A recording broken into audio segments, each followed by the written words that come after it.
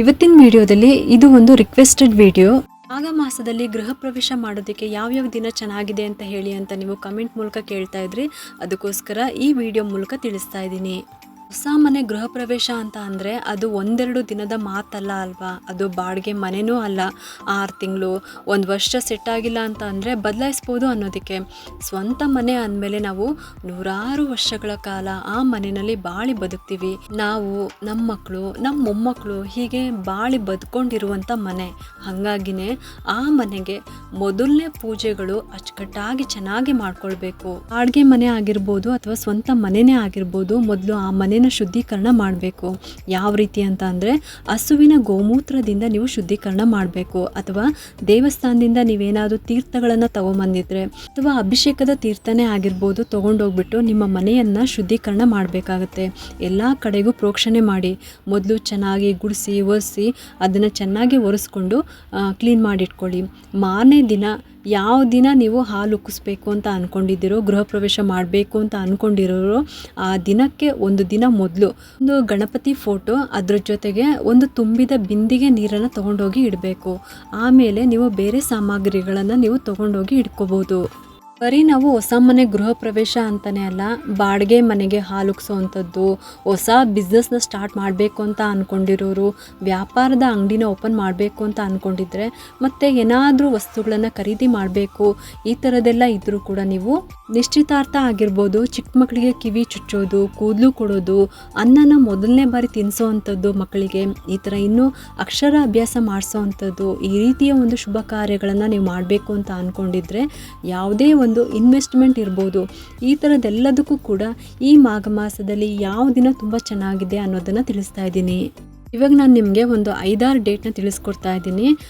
ಯಾಕಂದರೆ ಮನೆ ಹಾಲುಕ್ಸೋದಕ್ಕೆ, ಅಂಗಡಿ ಪೂಜೆ ಮಾಡೋದಕ್ಕೆ, ಇನ್ನು ಸ್ವಲ್ಪ ಜನ ಕೈಗಾಡಿನಲ್ಲಿ ತರಕಾರಿ ವ್ಯಾಪಾರ ಮಾಡೋದಕ್ಕೆ, ಮತ್ತು ಸ್ನ್ಯಾಕ್ಸ್ಗಳನ್ನು ಮಾಡೋವಂಥವ್ರು, ಮತ್ತು ಇನ್ನು ಮನೆ ಕಟ್ತಾ ಇರೋರು. ಹಂಗಾಗಿ ಈ ಮಾಘ ಮಾಸದಲ್ಲಿ ಯಾವ ದಿನ ಚೆನ್ನಾಗಿದೆ, ಯಾವ ದಿನ ನೀವು ಸ್ಟಾರ್ಟ್ ಮಾಡ್ಕೋಬೋದು ಅಂತ ತಿಳಿಸ್ತಾ ಇದ್ದೀನಿ. ತುಂಬ ಜನ ಭಾನುವಾರ ಆದರೆ ಜನ ಬರ್ತಾರೆ, ಫ್ರೀ ಇರ್ತಾರೆ ಅಂತ ಅವರು ಬರೋದಕ್ಕೂ ಕೂಡ ಅನುಕೂಲ ಇರುತ್ತೆ ಅಂದ್ಕೊಂಡು ಡೇಟ್ ಚೆನ್ನಾಗಿರುತ್ತೆ, ಅಥವಾ ಅಮಾವಾಸ್ಯೆ ಇಲ್ಲ, ಹುಣ್ಣಿಮೆ ಇಲ್ಲ, ಇಂಥದ್ದೆಲ್ಲ ಏನೂ ಇಲ್ಲ, ಇಂಥ ದಿನ ಮಾಡ್ಕೊಳ್ಳೋಣ ಅಂತ ನೀವು ಅಂದ್ಕೋಬೋದು. ಆದರೆ ಭಾನುವಾರ ಅಂದ ತಕ್ಷಣ ಎಲ್ಲ ಭಾನುವಾರಗಳಲ್ಲೂ ಒಳ್ಳೆಯ ಮುಹೂರ್ತ, ಒಳ್ಳೆಯ ಯೋಗಗಳಿರೋದಿಲ್ಲ. ಅದಕ್ಕೋಸ್ಕರ ಒಳ್ಳೆ ಶುಭ ಲಗ್ನಗಳು, ಒಳ್ಳೆ ಯೋಗಗಳು, ಶುಭ ನಕ್ಷತ್ರಗಳು ಯಾವ ದಿನ ಇರುತ್ತೆ ಆ ಲಗ್ನದಲ್ಲಿ ನಾವು ಒಳ್ಳೊಳ್ಳೆ ಕೆಲಸವನ್ನು ಪ್ರಾರಂಭ ಮಾಡಿದ್ರೆ ಅದು ಸಂಪೂರ್ಣ ಯಶಸ್ಸನ್ನು ತಂದುಕೊಡುತ್ತೆ. ಏನೆಲ್ಲ ಪ್ರಿಪ್ರೇಷನ್ ಮಾಡ್ಕೋಬೇಕು, ಮುಖ್ಯವಾಗಿ ಏನೆಲ್ಲ ಬೇಕು, ಇನ್ನು ಗೃಹ ಪ್ರವೇಶ ಮಾಡೋ ಅಂಥವ್ರು ಏನೆಲ್ಲ ತಯಾರಿ ಮಾಡ್ಕೋಬೋದು ಅಂತಲೂ ಕೂಡ ತಿಳಿಸ್ತಾ ಇದ್ದೀನಿ. ಮೊದಲು ಯಾವ ದಿನಾಂಕ ಚೆನ್ನಾಗಿದೆ ಅಂತ ತಿಳಿಸ್ತಾ ಇದ್ದೀನಿ. 18ನೇ ತಾರೀಕು ಅಮಾವಾಸ್ಯೆ ಆಗಿದೆ. ಅಮಾವಾಸ್ಯೆ ಆದಮೇಲೆ ಬುಧವಾರ ತುಂಬ ಚೆನ್ನಾಗಿದೆ. 21ನೇ ತಾರೀಕು ಬುಧವಾರ ಚೆನ್ನಾಗಿದೆ. ಹಾಗೆ ಶುಕ್ರವಾರ 23ನೇ ತಾರೀಕು ಪಂಚಮಿ ತಿಥಿ ಇರುತ್ತೆ. 25ನೇ ತಾರೀಕು ಭಾನುವಾರ ಸಪ್ತಮಿ ತಿಥಿ, ಅಂದರೆ ಆ ದಿನ ರಥಸಪ್ತಮಿ ಇದೆ. ಹಾಗಾಗಿ ಈ ದಿನ ಯಾವುದೇ ಶುಭ ಕಾರ್ಯ ಮಾಡೋದಕ್ಕೆ ಮುಹೂರ್ತ ನೋಡೋದೇ ಬೇಡ ಅಂತ ಹೇಳ್ತಾರೆ. ರೇವತಿ ನಕ್ಷತ್ರ ಇದು ಕೂಡ ಮಹಾ ನಕ್ಷತ್ರ. ಅದಕ್ಕೋಸ್ಕರ ನೀವು ಈ ದಿನ ನೀವು ಯಾವುದೇ ಹೊಸ ಕೆಲಸನ ಪ್ರಾರಂಭ ಮಾಡ್ಕೋಬೋದು. ಮನೆ ಹಾಲುಕ್ಸೋವಂಥವ್ರು, ಗೃಹ ಪ್ರವೇಶ ಮಾಡೋವಂಥವ್ರು ಎಲ್ಲರೂ ಕೂಡ ಈ ದಿನ ಮಾಡ್ಕೋಬೋದು. ಗೃಹ ಪ್ರವೇಶ ಮಾಡೋವಂಥವ್ರು ಈ ದಿನಕ್ಕೋಸ್ಕರ ಕಾಯ್ತಾ ಇರ್ತಾರೆ. ಅಲ್ಲದೆ ಈ ದಿನ ಭೂಮಿ ಪೂಜೆ ಮಾಡೋವಂಥವ್ರು ಅಷ್ಟೇ ಈ ದಿನಕ್ಕೋಸ್ಕರ ಕಾಯ್ತಾ ಇರ್ತಾರೆ. ತುಂಬಾ ಶ್ರೇಷ್ಠವಾದ ದಿನ 25ನೇ ತಾರೀಕು ರಥಸಪ್ತಮಿ ದಿನ ಮಾಡ್ಕೋಬೋದು. ಇನ್ನು 28ನೇ ತಾರೀಕು ಬುಧವಾರ ಅವತ್ತು ಕೂಡ ಮಾಡ್ಕೋಬೋದು. ದಶಮಿ ತಿಥಿ ಕೃತಿಕಾ ನಕ್ಷತ್ರ. ಕೃತಿಕಾ ನಕ್ಷತ್ರ ಬ್ರಹ್ಮಯೋಗ ಇರುತ್ತೆ. ಈ ದಿನ ಕೂಡ ತುಂಬಾ ಚೆನ್ನಾಗಿದೆ, ಮಾಡ್ಕೋಬೋದು. ಹಾಗೆಯೇ ಫೆಬ್ರವರಿ ತಿಂಗಳಲ್ಲಿ ಮಾಡೋ ಅಂಥವ್ರು ಗುರುವಾರ 5ನೇ ತಾರೀಕು ಚೌತಿ ಇರುತ್ತೆ. ಆ ದಿನ ಸಂಕಷ್ಟರ ಚತುರ್ಥಿ ಇರುತ್ತೆ, ಹಂಗಾಗಿ ಮಾಡ್ಕೋಬೋದು. ಇನ್ನು 6ನೇ ತಾರೀಕು ಪಂಚಮಿ ತಿಥಿ ಹಸ್ತ ನಕ್ಷತ್ರ ಇರುತ್ತೆ. ತುಂಬ ಅಂದರೆ ತುಂಬಾ ಒಳ್ಳೆಯದು. ಈ ಮಾಘ ಮಾಸದಲ್ಲಿ ಫೆಬ್ರವರಿ 6ನೇ ತಾರೀಕು ಶುಕ್ರವಾರ ಈ ದಿನ ಕೂಡ ಮಾಡ್ಕೋಬೋದು. ಹಾಗೆ 8ನೇ ತಾರೀಕು ಭಾನುವಾರ ಸಪ್ತಮಿ ತಿಥಿ ಸ್ವಾತಿ ನಕ್ಷತ್ರ, ಹಾಗಾಗಿ ಈ ದಿನ ಕೂಡ ಮಾಡ್ಕೋಬೋದು. ಭಾನುವಾರ ಇರುತ್ತೆ 8ನೇ ತಾರೀಕು. ಫೆಬ್ರವರಿ 12ನೇ ತಾರೀಕು ಗುರುವಾರ ದಶಮಿ ತಿಥಿ ಇರುತ್ತೆ. ಜ್ಯೇಷ್ಠ ನಕ್ಷತ್ರ, ಅರ್ಶಣ ಯೋಗ, 12ನೇ ತಾರೀಕು ತುಂಬಾ ಚೆನ್ನಾಗಿದೆ. ಮಾಘ ಮಾಸದಲ್ಲಿ ಫೆಬ್ರವರಿ 12ನೇ ತಾರೀಕು ಗುರುವಾರ ತುಂಬಾ ಚೆನ್ನಾಗಿದೆ. ಈ ದಿನ ಕೂಡ ನೀವು ಮಾಡ್ಕೋಬೋದು. ಯಾವುದೇ ಒಳ್ಳೆ ಕೆಲಸಗಳನ್ನು ಕೂಡ ನೀವು ಮಾಡ್ಕೋಬೋದು. ಇದಾದಮೇಲೆ ಮಂಗಳವಾರ 17ನೇ ತಾರೀಕು ಅಮಾವಾಸ್ಯೆ ಇರುತ್ತೆ.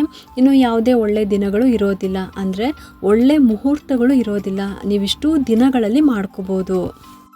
ಮತ್ತು ಇನ್ನೊಂದು ಸಲ ಡೇಟ್ನ ಹೇಳ್ತಾ ಇದ್ದೀನಿ.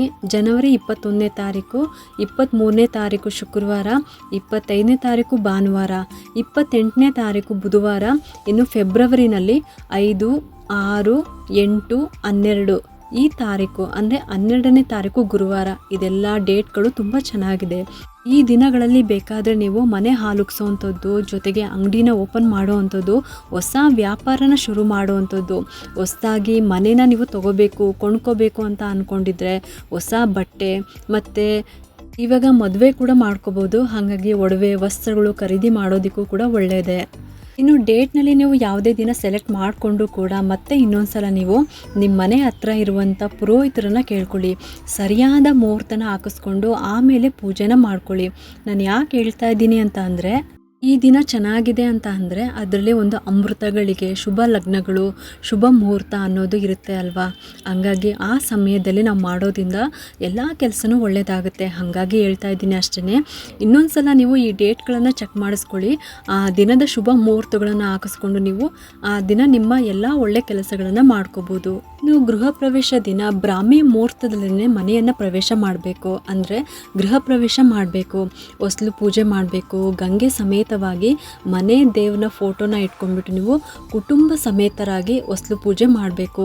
ಹೊಸ್ಲನ್ನು ದಾಡ್ಕೊಂಡು ಮನೆಯ ಒಳಗಡೆ ಬರಬೇಕು. ಕರುವನ್ನು ಮನೆ ಒಳಗಡೆ ಕರ್ಕೊಂಡು ಬರಬೇಕು. ಆ ನಂತರ ಒಲೆನ ಹಚ್ಬಿಟ್ಟು ಹಾಲು ಉಕ್ಕಿಸ್ಬಿಟ್ಟು ಆ ಹಾಲಿಗೆ ಸ್ವಲ್ಪ ಸ್ವಲ್ಪ ಸಕ್ಕರೆನ ಮತ್ತು 1-2 ಅಕ್ಕಿ ಕಾಳನ್ನು ಹಾಕಬೇಕು. ಆಮೇಲೆ ಹಾಲನ್ನು ಉಕ್ಕಿಸ್ಬಿಟ್ಟು ಬಂದವ್ರಿಗೆ ಎಲ್ರಿಗೂ ಕೂಡ ಆ ಹಾಲನ್ನು ಕುಡಿಯೋದಕ್ಕೆ ಕೊಡಬೇಕು. ಈ ರೀತಿ ಗೃಹ ಪ್ರವೇಶವನ್ನು ಮಾಡಬೇಕಾಗುತ್ತೆ. ನೀವು ಸಿಂಪಲ್ಲಾಗಿ ಗೃಹ ಪ್ರವೇಶ ಮಾಡಬೇಕು ಅಂತ ಅಂದ್ಕೊಂಡಿರೋರು ಯಾವ ರೀತಿ ಮಾಡಬೇಕು ಅಂತ ಅಂದರೆ, ನೀವು ಹಳೆ ಮನೆಗೆ ನೀವು ಹಾಲುಕ್ಸ್ತಾ ಇದ್ದೀರಾ ಅಂತ ಅಂದರೆ, ಈಗ ಒಂದು ಬಾಡಿಗೆ ಮನೆಗೆ ನೀವು ಹೋಗ್ತಾ ಇದ್ದೀರಾ, ಲೀಸ್ಗೆ ಹಾಕ್ಕೊಂಡು ಹೋಗ್ತಾ ಇದ್ದೀರಾ ಅಂತ ಅಂದರೆ, ಮನೆಗೆ ಪೇಂಟ್ ಮಾಡಿಸ್ಕೊಂಡು ಗೋಮೂತ್ರ ಎಲ್ಲ ಹಾಕೊಂಬಿಟ್ಟು ಶುದ್ಧೀಕರಣ ಮಾಡ್ಕೋಬೇಕು. ನೀವು ಹಾಲುಕ್ಸ್ಕೊಳ್ತೀರಾ. ಆದರೆ ಮನೆ ಗೃಹ ಪ್ರವೇಶ ಮಾಡಬೇಕು ಅಂತ ಅಂದಾಗ ನಿಮಗೆ ನೀವೇ ಮಾಡೋದಕ್ಕೆ ಸಾಧ್ಯನೇ ಇಲ್ಲ. ಯಾಕಂದರೆ ಆ ಜಾಗ ಶುದ್ಧೀಕರಣ ಆಗಬೇಕಾಗಿರುತ್ತೆ. ಆ ಹೊಸ ಮನೆ ಅಂದಮೇಲೆ ತುಂಬಾ ನೆಗೆಟಿವಿಟಿ ಇರುತ್ತೆ. ಹಂಗಾಗಿ ನೀವು ಪುರೋಹಿತರನ್ನ ಕರೆಸ್ಕೊಂಡು ಸಿಂಪಲಾಗಿ ಆದ್ರೂ ನೀವು ಚಿಕ್ಕದಾಗೆ ಆದ್ರೂ ಹೋಮ ಮಾಡಿಸ್ಬೇಕು. ಈ ಥರ ನೀವು ಹೊಸ ಮನೆಗೆ ಹೋಮ ಮಾಡುವಾಗ ಒಂದು ಗಣಪತಿ ಹೋಮ, ನವಗ್ರಹ ಹೋಮ, ಲಕ್ಷ್ಮೀ ಹೋಮ, ವಾಸ್ತು ಹೋಮ ಮತ್ತು ಕುಬೇರ ಹೋಮ, ಅಂದರೆ ಲಕ್ಷ್ಮೀ ಕುಬೇರ ಹೋಮ, ವಾಸ್ತು ಹೋಮ, ಗಣಪತಿ ಹೋಮ ಮತ್ತು ನವಗ್ರಹ ಹೋಮ ಇದಿಷ್ಟನ್ನು ಕೂಡ ಸೇರಿಸ್ಬಿಟ್ಟು ಮಾಡ್ತಾರೆ. ಇನ್ನು ಇದ್ರ ಜೊತೆಗೆ ಸುದರ್ಶನ ಮಂಡಲವನ್ನು ಹಾಕಿಬಿಟ್ಟು ಸುದರ್ಶನ ಹೋಮವನ್ನು ಮಾಡ್ತಾರೆ. ಅಂದರೆ ಇದೆಲ್ಲ ಸಪ್ರೇಟ್ ಮಾಡ್ತಾರೆ ಅಂತ ಅಲ್ಲ, ಒಂದೇ ಹೋಮದಲ್ಲಿ ಎಲ್ಲ ಮಂತ್ರಗಳನ್ನು ಒಂದಾದಮೇಲೆ ಒಂದು ಹೇಳ್ಕೊಂಡು ಹೋಮನ ಮಾಡಿಸೋವಂಥದ್ದು. ಮತ್ತು ಅದಕ್ಕೆ ತಕ್ಕಂತೆ ಸಾಮಗ್ರಿಗಳನ್ನು ತಂದುಬಿಟ್ಟು ಹೋಮದಲ್ಲಿ ಹಾಕ್ಸೋವಂಥದ್ದು. ಇದನ್ನು ಮಾಡಿಸಿದ್ರೆ ತುಂಬಾ ಒಳ್ಳೆಯದು. ಆದರೆ ಇದರಿಂದ ಬರುವಂಥ ಹೊಗೆ ಮನೆಯ ಮೂಲೆಗೂ ಹರಡುತ್ತೆ. ಇದರಿಂದ ನೆಗೆಟಿವಿಟಿ ಅನ್ನೋದು ತುಂಬ ಬೇಗನೆ ಕಡಿಮೆ ಆಗುತ್ತೆ. ಹೊಸ ಮನೆ ಅಂದಮೇಲೆ ಅಲ್ಲಿ ಸಾಕಷ್ಟು ನೆಗೆಟಿವಿಟಿ ಇದ್ದೇ ಇರುತ್ತೆ. ಇನ್ನು ಯಾವ್ಯಾವ ದಿನಗಳಲ್ಲಿ ಗೃಹ ಪ್ರವೇಶ ಮಾಡಿದ್ರೆ ಒಳ್ಳೆಯದು ಅಂದರೆ, ಉತ್ತರಾಯಣ ಪುಣ್ಯಕಾಲದಲ್ಲಿ, ಈ ಒಂದು ಸಮಯದಲ್ಲಿ ಇವಾಗ ನಡೀತಿರೋವಂಥದ್ದು ಉತ್ತರಾಯಣ ಪುಣ್ಯಕಾಲನೇ. ಈ ಮಾಘ ಮಾಸದಲ್ಲಿ ರಥಸಪ್ತಮಿ, ಅಕ್ಷಯ ತೃತೀಯ ಮತ್ತು ವಿಜಯದಶಮಿಗಳಂತಹ ಪುಣ್ಯ ತಿಥಿಗಳಲ್ಲಿ ಗೃಹ ಪ್ರವೇಶ ಮಾಡಿದ್ರೆ ಮತ್ತಷ್ಟು ಒಳ್ಳೆಯದಾಗುತ್ತೆ. ಆದ್ರೂ ತುಂಬ ಸಿಂಪಲಾಗಿ ಮಾಡ್ಕೋಬೇಕು ಅಂತ ಹೇಳಿಬಿಟ್ಟು ಆತುರವಾಗಿ ಮಾಡ್ಕೊಳ್ಳೋದಕ್ಕೆ ಹೋಗಬೇಡಿ.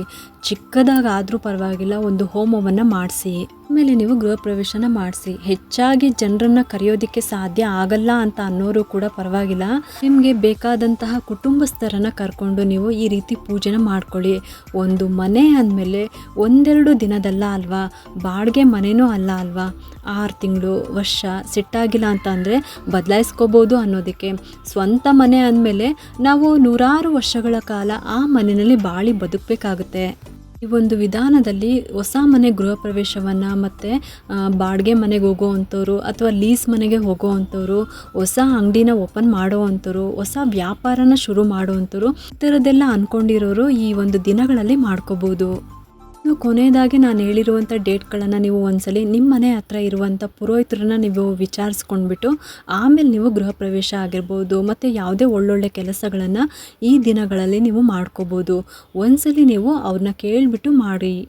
ಈ ಒಂದು ಉಪಯುಕ್ತ ಮಾಹಿತಿ ನಿಮ್ಗೆ ಇಷ್ಟ ಆಗಿದೆ ಅಂತ ನಾನು ಭಾವಿಸ್ತಾ ಈ ವಿಡಿಯೋನ ಮುಗಿಸ್ತಾ ಇದ್ದೀನಿ. ಈ ವಿಡಿಯೋ ಏನಾದರೂ ನಿಮ್ಗೆ ಇಷ್ಟ ಆಗಿದ್ರೆ ಒಂದು ಲೈಕ್ ಮಾಡಿ, ಶೇರ್ ಮಾಡಿ ಮತ್ತು ಸಬ್ಸ್ಕ್ರೈಬ್ ಮಾಡಲು ಮರಿಬೇಡಿ. ಯಾಕಂದರೆ ನೀವು ಮಾಡೋ ಒಂದು ಸಬ್ಸ್ಕ್ರೈಬಿಂದ ನಮ್ಮಂತಹ ಸಣ್ಣ ಸಣ್ಣ ಚಾನಲ್ಸ್ಗೆ ಒಂದು ಸಪೋರ್ಟ್ ಮಾಡ್ದಂಗೆ ಆಗುತ್ತೆ. ಮತ್ತೆ ಸಿಗ್ತೀನಿ ಮುಂದಿನ ಹೊಸ ವಿಡಿಯೋದೊಂದಿಗೆ ಅಂತ ಹೇಳ್ತಾ ಈ ವಿಡಿಯೋನ ಮುಗಿಸ್ತಾ ಇದ್ದೀನಿ. ಸರ್ವೇ ಜನ ಸುಖಿನೋ ಭವಂತು.